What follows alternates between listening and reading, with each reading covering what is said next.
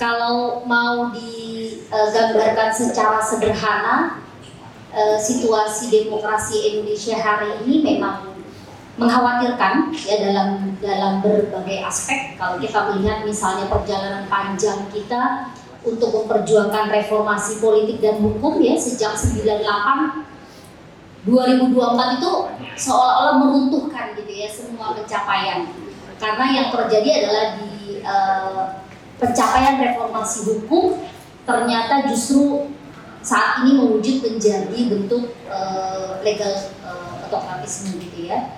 Jadi bagaimana pemerintah menggunakan mekanisme, prosedur gitu ya, cara-cara legal untuk memanipulasi proses demokrasi.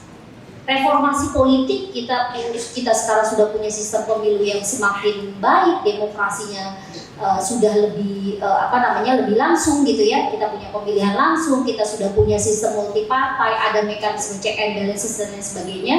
Demokrasi elektoral kita seolah-olah ajeb, tetapi kalau kita bicara substansinya, kita bicara values-nya, demokrasi tidak dijadikan sebagai the only game in town gitu ya oleh para elit politik. Jadi ada persoalan serius kalau kita melihat pada level politik gitu ya, pada level elitnya.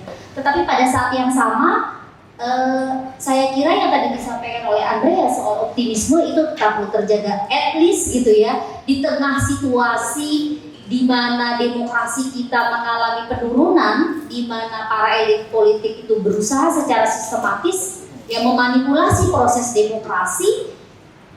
Masyarakat masih resilient. Civil society meskipun saat ini struggling luar biasa gitu ya untuk sustainability-nya, kemudian juga mendapatkan support ya dari international funding, karena itu juga jadi penting. Tetapi perlawanan itu masih ada. Perlawanan itu hidup. Bukan hanya dilakukan oleh organisasi masyarakat sipil, tetapi juga oleh kelompok-kelompok grassroots di masyarakat, termasuk oleh students. Ya. Dan ini kan ceritanya bukan hanya kemarin ya, bukan hanya 2024 hari ini saja gitu ya. 2019 kita juga melihat resiliensi serupa gitu. Jadi ada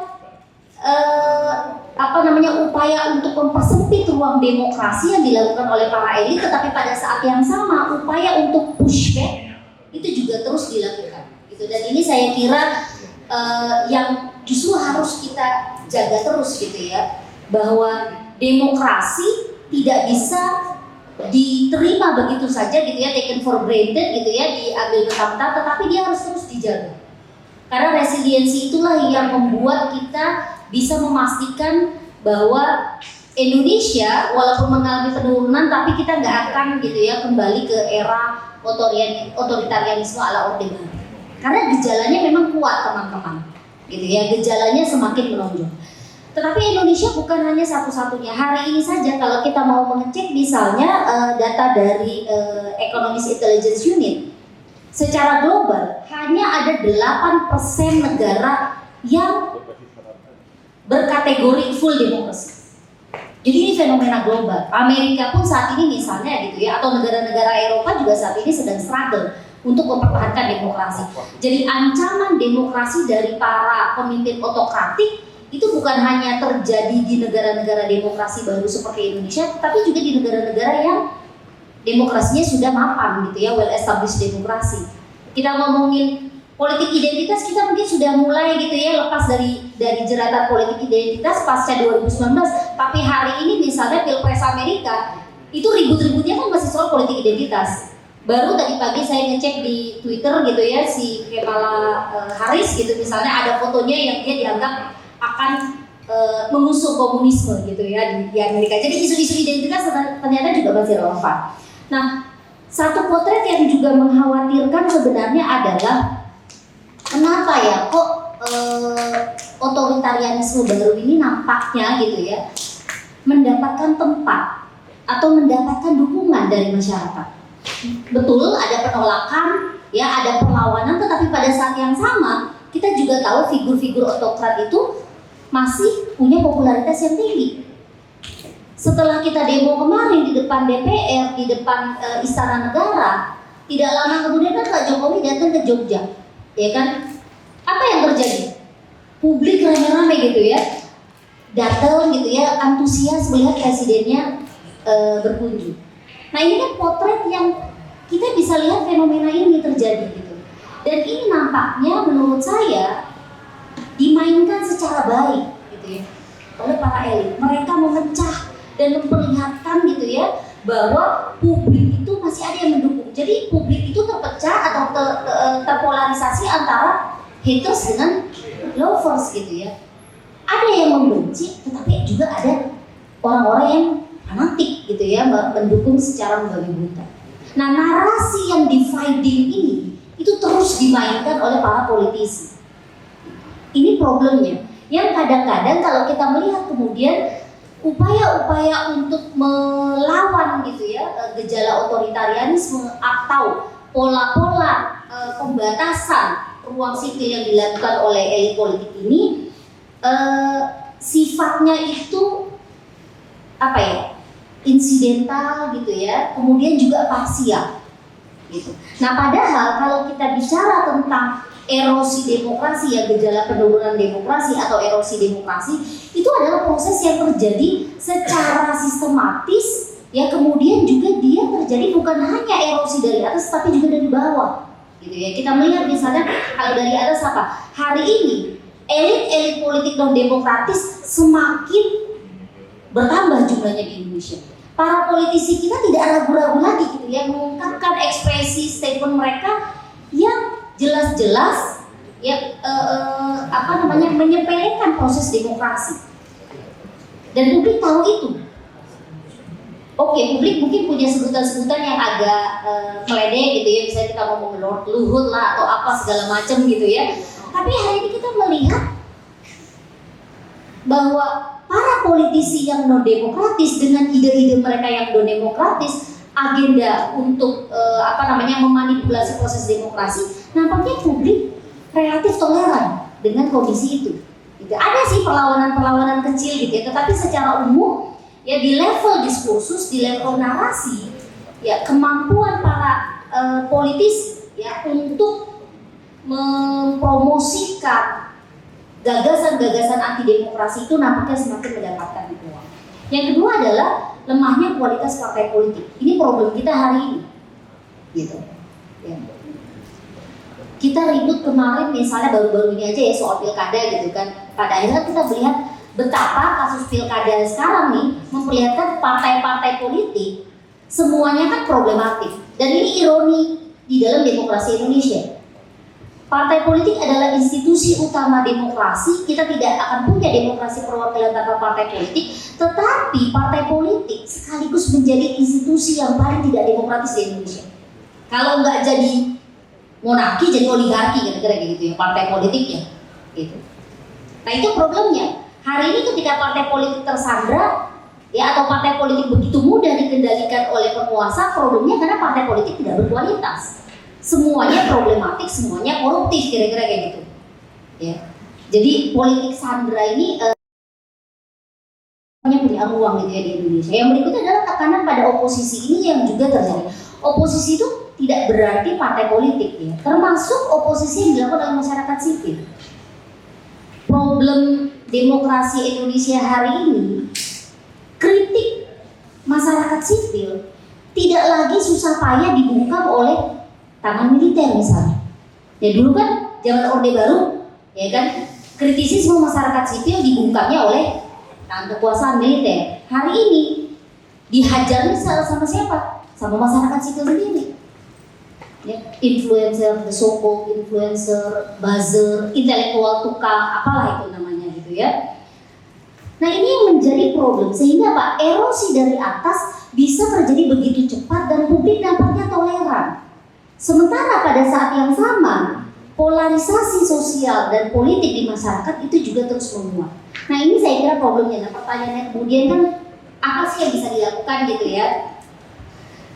Saya membaca ada satu tesis yang menarik ya soal democratic defense, bagaimana mempertahankan demokrasi. Ada dua hal yang disebutkan gitu ya di dalam artikel ini.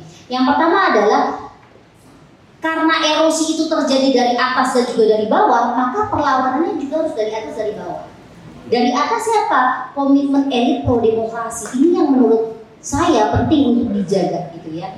Bahwa kita harus mengecek, kita harus mengidentifikasi masih ada nggak nih ya elit-elit ya atau para politisi yang punya kepentingan untuk mempertahankan demokrasi. Karena kalau elit pro demokrasinya sudah tidak ada, maka yang tersisa adalah elit-elit non demokratis. Dan kalau kita udah sampai situ ya udah gitu ya, we are in doom gitu ya situation.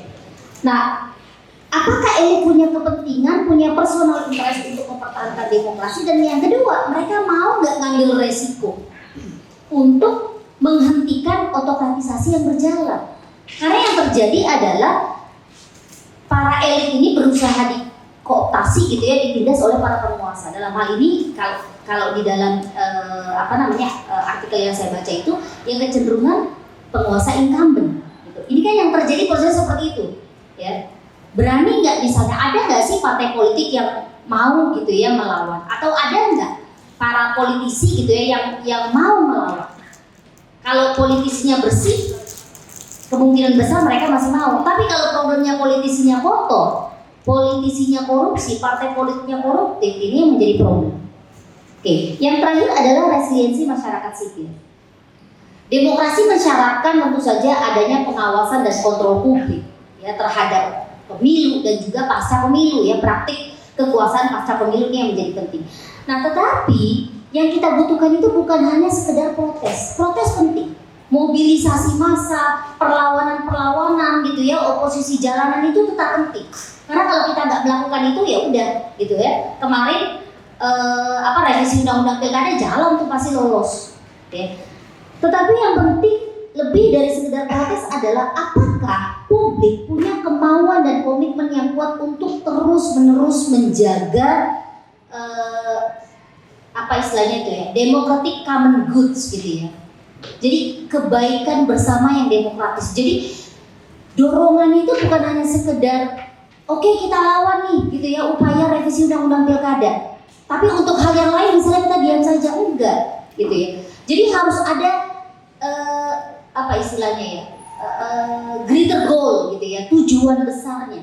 Karena kalau publik tidak menjaga demokrasi, kita tidak memposisikan diri sebagai pengimbang kekuasaan buat para politisi yang korup tadi gitu ya, yang berusaha melemahkan demokrasi dengan cara legal, dengan cara politik gitu ya, termasuk cara-cara ekstra legal, maka optimisme untuk bisa mempertahankan demokrasi di Indonesia saya kira hanya mimpi di siang bolong, dan mudah-mudahan itu tidak terjadi. Pesan terakhir dari saya, karena kita di kampus ini adalah bagian dari akademisi, ini mungkin juga PR kita gitu ya. Selama ini akademisi ya, dosen mungkin kita sibuk dengan urusan birokrasi kampus, borang-borang, BKD dan lain sebagainya. Mahasiswa juga sibuk dengan urusan organisasi internal atau misalnya perkuliahan dan lain sebagainya. Kalau kemudian kita tidak punya call gitu ya, tidak punya call untuk turun, untuk melakukan sesuatu gitu ya dalam rangka menjaga demokrasi, akan berat sekali perjuangannya ke depan. Jadi kita perlu balance gitu ya. Dosen sesekali bolehlah turun ke jalan. Jangan sering-sering, kalau dosen harus sering turun ke jalan berarti demokrasi Indonesia udah bermasalah. Saya tidak pernah membayangkan gitu ya setelah lulus tahun 2004 lalu ya, tahun 2023 dan 2024 saya harus turun ke jalan protes, nggak pernah membayangkan tadinya gitu ya. Tapi hari ini kondisinya memang memaksa kita untuk menyelamatkan demokrasi, mengawal proses demokrasi dan menjaga nafas panjang perjuangan itu. Saya optimis kalau kita bisa menjaga nafas panjang perjuangan, demokrasi kita ke depannya masih tetap bisa terjaga.